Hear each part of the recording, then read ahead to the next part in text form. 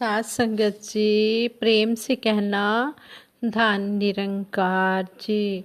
सात संगत जी, सतगुरु माता जी की असीम कृपा से दासी आप जी के चरणों में ये विचार रखने जा रही है।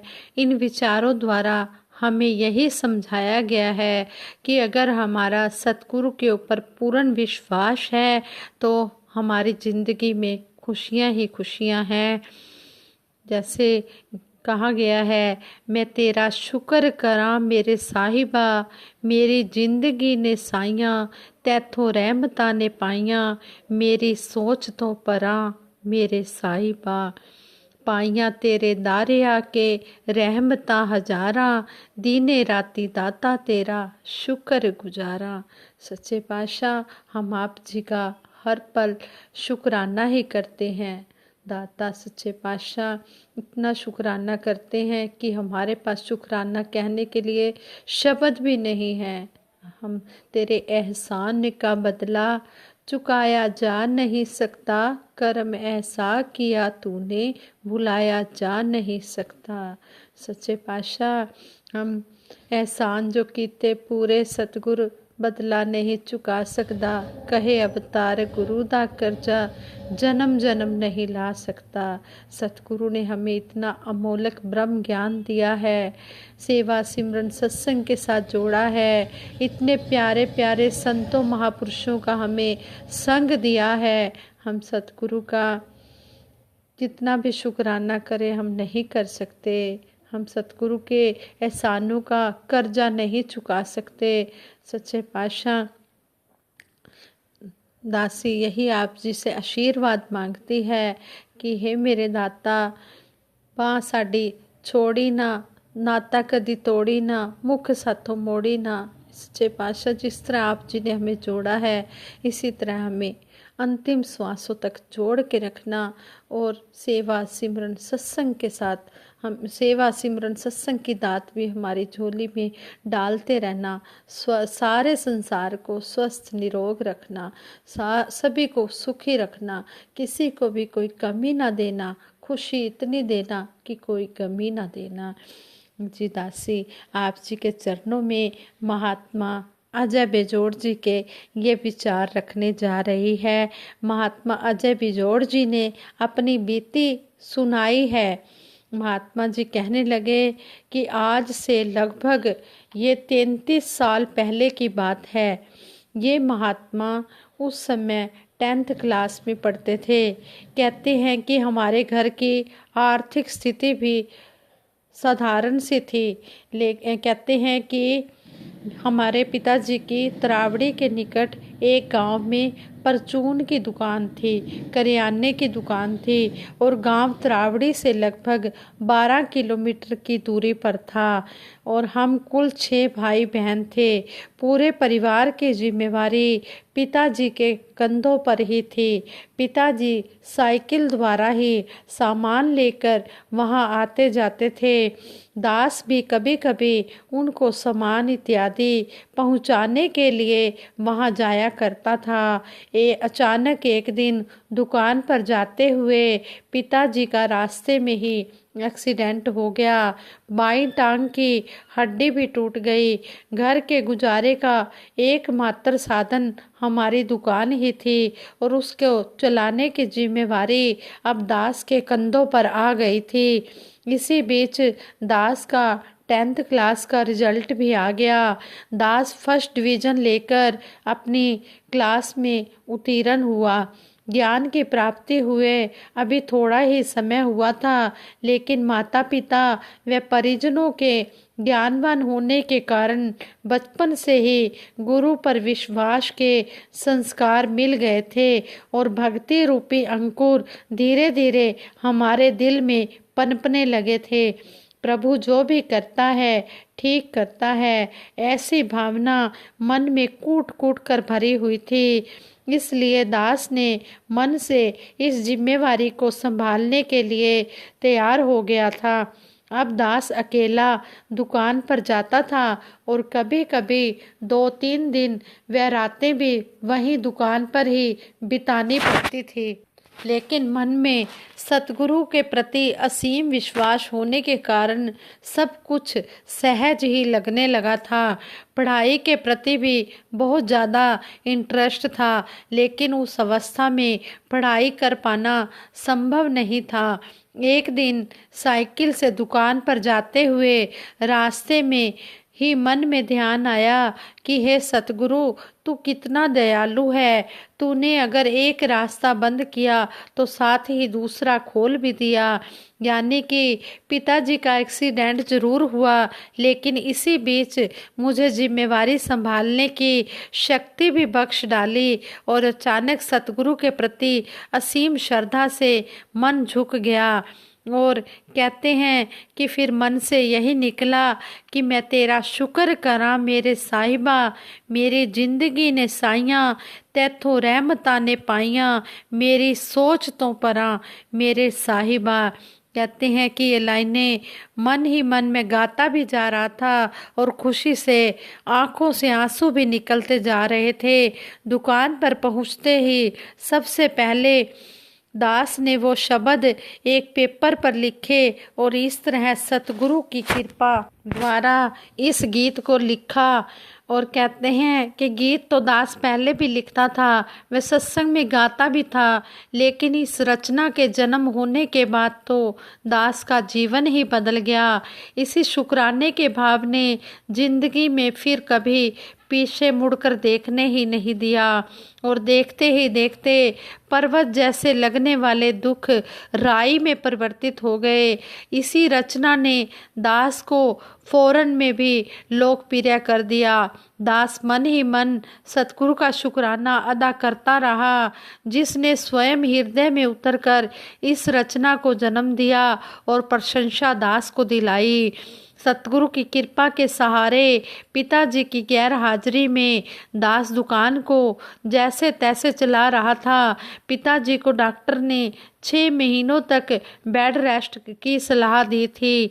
गांव के जिस मोहल्ले में हमारी दुकान थी, वहां यूं तो मेहनत मजदूरी करके खाने वाले लोग ही रहते थे, लेकिन कुछ लोग ऐसे भी थे जो पेशे से तो ड्राइवर थे लेकिन ईमानदार नहीं थे। ट्रकों के माल में से वे कुछ माल चोरी कर लेते थे और उसे बेचकर पैसा बनाते थे।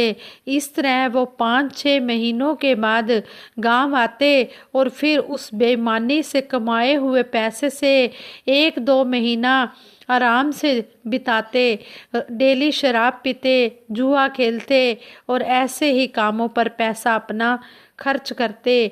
उन्हीं में से एक इंसान जो हमारी दुकान पर अक्सर आया जाया करता था, उसने काफ़ी सामान उधार ले रखा था। एक दिन शराब पीकर दुकान पर आया, वह दास से उधार मांगने लगा। दास ने बेहद प्यार से उसे मना कर दिया और कहा कि पहले पिछला उधार अदा करो। बस इसी बात से वो भड़क गया और जाते जाते दास को धमकी दे गया कि शाम के समय अपना ध्यान रखना, मैं दुकान पर आऊँगा और तुम्हें देख लूँगा। वो इंसान बहुत ज़्यादा खतरनाक था। बात बात पर लड़ना उसकी रोज़ की ज़िंदगी का हिस्सा था। पुलिस थाने में उसकी रातें अक्सर कटती ही रहती थी। गांव के सभी लोग उससे डरते थे। मोहल्ले वालों ने दास को सलाह दी कि दुकान को बंद करके अपने घर लौट जाओ। दास ने मन ही मन सतगुरु का सिमरन किया और अपने काम पर लगा रहा। ध्यान आया कि जब सर्वशक्तिमान ये निरंकार मेरे साथ है, फिर इस जैसे लोग मेरा कुछ भी नहीं बिगाड़ सकते। जैसे जैसे शाम का समय करीब आता जा रहा था, दिल की धड़कनें बढ़ती जा रही थी। समय गुजरता गया और कुछ भी ना हुआ। बाद में पता चला कि वही इंसान जो मुझे मारने आ रहा था, अपने ही किसी दोस्त के साथ शराब पीते हुए उलझ गया और दोनों ने एक दूसरे को लहूलुहान कर दिया। किसी ने पुलिस को बताया तो पुलिस ने उन दोनों को गिरफ्तार करके जेल में डाल दिया। इस प्रकार जो मुझे धमकी देकर गया था खुद ही जैसे अपने बनाए गड्ढे में गिर गया। यह सतगुरु पर विश्वास का ही परिणाम था। दास सतगुरु के इस चमत्कार को देखकर हैरान रह गया। लेकिन इससे भी बड़ा चमत्कार तब हुआ जब वो इंसान जेल से छूट कर आया और मुझसे बड़े प्यार से मिला। उसने कहा कि जाने कौन सी ऐसी शक्ति थी जिसने मुझे तुम्हारे पास उस दिन आने नहीं दिया और मुझे अपने ही दोस्त के साथ लड़ने को मजबूर कर दिया। दास बहुत ध्यान से उनकी बातें सुन रहा था और सतगुरु का मन ही मन शुक्राना भी अदा कर रहा था कि विपरीत हालातों से बचाव कर दिया। निरंकार प्रभु ने कुछ ऐसी कृपा की कि उस दिन के बाद वही इंसान दास का हमदर्द हो गया और कितनी ही मुसीबतों में उसने मेरा साथ दिया। सतगुरु ने जैसे उसका हृदय ही बदल डाला था। संगत जी, जब सतगुरु पर हम पूरा विश्वास करते हैं, इसका सिमरन करते हैं, तो फिर इसकी जिम्मेवारी हो जाती है। ये हमेशा हमारा साथ देता है। कहते हैं कि एक बहन बता रही थी, कहती है कि हम जब भी घर से चलते हैं तो हम चरणामृत पीकर चलते हैं, हम सिमरन करके चलते हैं। वाकई में ही जब हम इसका सहारा ले लेते हैं, तो जब हम सिमरन करते हैं, इसको याद करते हैं, तो कोई भी मुसीबत हमारे ऊपर आ ही नहीं सकती, कोई भी मुसीबत हमारा सामना नहीं कर सकती, क्योंकि इतनी बड़ी पावर हमारे साथ है। ऐसे ही दासी एक महात्मा के विचार सुन रही थी। वो महात्मा कहते हैं कि एक बहन अपने घर में खाना बना रही थी। वो बहन बहुत ही सेवा सिमरन सत्संग से जुड़ी हुई ब्रह्मज्ञानी बहन है। कहते हैं कि वो खाना बना रही थी, तो खाना बनाते बनाते उसको चक्कर आया और वो बहन बेहोश हो गई। और कहते हैं कि उसका जो पहले तो उसका हाथ आग में गिर गया, आग में चला गया, उसको पता नहीं था, वो बेहोश थी, घर में उनका कोई भी नहीं था। तो कहते हैं कि किसी को भी पता नहीं चला। जब पड़ोसियों को पता चला तब तक उस बहन की बाजू भी जल चुकी थी। फिर उसको पड़ोसी जो थे वो डॉक्टर के पास लेकर गए। डॉक्टर ने कहा कि इस बहन की तो बाजू काटनी पड़ेगी, उस बहन की बाजू काटनी पड़ेगी। जब ऐसा संतों महात्माओं को पता लगा तो वो संत महात्मा जो वहाँ के जोनल इंचार्ज थे वो पता करने के लिए उस बहन का हॉस्पिटल में गए। तो वो मन में सोच रहे हैं रास्ते में कि वो बहन तो कितनी परेशान होगी, कितना रो रही होगी, किस तरह वो उसके मन के भाव होंगे, कितना उसे दर्द भी हो रहा होगा और कितना कुछ वो कह रही होगी कि मेरे साथ ऐसा क्यों हुआ, वैसा क्यों हुआ। ऐसी ऐसी बातें सोचते हुए वो महात्मा उस बहन का हालचाल जानने के लिए हॉस्पिटल में जा रहे हैं। जब वो महात्मा हॉस्पिटल में पहुँचे, उस बहन से मिले धन निरंकार की, तो कहते हैं कि उस बहन के चेहरे पर मुस्कान ही थी। वो बहन कहती है कि मैं तो शुक्राना ही करती हूँ सच्चे पातशाह का कि सच्चे पातशाह तूने मुझे बचा लिया। अगर मेरा सिर आग में चला जाता तो मैंने बिल्कुल भी बचना ही नहीं था। कहते हैं कि कोई बात नहीं, बाजू ही तो गई है। और कहते हैं कि दाईं बाजू थी उसकी, दायां हाथ दाईं बाजू थी, फिर भी वो शुक्राना ही कर रही है। साथ संगत जी, ये शुक्राना भी सतगुरु ही दिलवाता है, विश्वास भी सतगुरु ही कराता है। सब कुछ करण करावन आपे आप, मानस के कुछ नहीं हाथ। ये करने कराने वाला सतगुरु निरंकार आप है। जिसको इसने जोड़ना होता है उसे किसी न किसी बहाने जोड़ भी लेता है, ये चमत्कार भी कर देता है और शुक्राना भी यही देता है। जब इसके साथ जुड़ जाते हैं तो शुक्राने के भाव भी अपने आप ही आते चले जाते हैं। इस तरह उस महात्मा ने समझाया। कहते हैं कि देखो भाई कितना उस बहन के अंदर, कितना उस बहन के मन में शुक्राने का भाव था। इसी तरह हम भी सच्चे पातशाह से यही मांगते हैं, यही अरदास करते हैं, सच्चे पातशाह हमारे अंदर भी जो कुछ भी तू बख्शे आए बस शुकराना ही साडे अंदर पा दे, अपने सुभा वर्गा साडा सुभा बना दे। हे सच्चे बादशाह, हमें इतना शुकराना देना कि हम जैसी भी हो परिस्थिति रहे, एक सी मनोस्थिति, हम कभी भी डावाडोल ना हो। डोलन ते राखो प्रभु, देकर रहा अपना हाथ। सच्चे बादशाह, मेरा डोले ना इतबार, बख्शो श्रद्धा भक्ति प्यार, करा मैं संतां दा सत्कार। सच्चे पातशाह, ऐसा कोई भी समय ना आए कि हमारा विश्वास ना डोल जाए। हमें अडोल ही रखना मेरे मालिक, हमें अडोल ही रखना। और जिस तरह आप जी ने हमें जोड़ा है इसी तरह हमें जोड़ कर रखना। सारे सुख दुनिया दे पादो साड़ी झोली विच फिर भी मिलाई रखना। संतां दी टोली विच हमें इसी तरह अंतिम श्वासों तक संतों महापुरुषों का संग मिलता रहे। और जो भी हम वचन सुनते हैं इन्हें हम अपने जीवन में कर्म रूप में उतारते चले जाएं, तभी ये वचन सुनने का फायदा है। संपूर्ण हरदेव बाणी में सतगुरु बाबा हरदेव सिंह जी महाराज ने कहा है, इधर उधर क्यों भटके मन तू, झूठे सुख की आस में रख भरोसा इस मालिक का, सुमिरन कर हर श्वास में अडोलता को प्राप्त होगा। ए मन सिमरन करने से ईश्वर की कृपा बरसेगी, ए मन धीरज धरने से। साथ संगत जी, सिमरन करने से ही हम सब कुछ पा सकते हैं। सिमरन करने से ही हमारे अंदर विश्वास बन सकता है। सिमरन करने से ही हम अडोल हो सकते हैं। और सिमरन करने से ही हमारे मन में धीरज आता है, धैर्य आती है।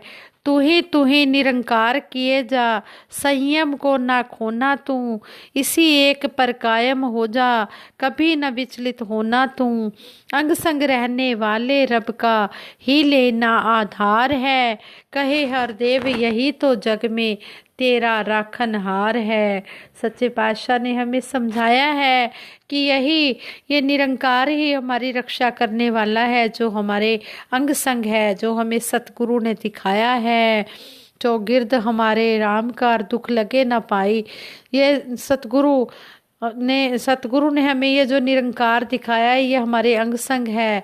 ये हमें भगवान दिखाया है, ये राम दिखाया है। कोई भी जगह इससे खाली नहीं है। इसलिए जब हम इसका एहसास करते हैं तो कोई भी हमारे दुख नज़दीक नहीं आ सकता। और ये हर पल हमारी रक्षा करने वाला, ये सारे संसार में यही हमारा रक्षक है, यही हमारी रक्षा करने वाला है। इसलिए हम सतगुरु के हर पल भाणे में रहें, तेरा भाणा मीठा लागे। जो भी सतगुरु हमें दे रहा है, हम हर पल इसके भाणे में रहकर शुक्र गुजार करते हुए अपना जीवन गुजारते चले जाएं। साथ संगत जी, दासी सिमरन कराएगी, आप जी सभी मिलकर सिमरन में साथ देना। तू ही निरंकार मैं तेरी शरण हाँ, मैनू बख्श लो। तू ही निरंकार मैं तेरी शरण हाँ, मैनू बख्श लो। तू ही निरंकार मैं तेरी शरण हाँ, मैनू बख्श लो। बोलिए सतगुरु माता सुदीक्षा सविंदर हरदेव जी महाराज की जय। निरंकारी राजमाता गुरुबचन अवतार की जय। साथ संगत जी प्यार से कहना धन निरंकार जी।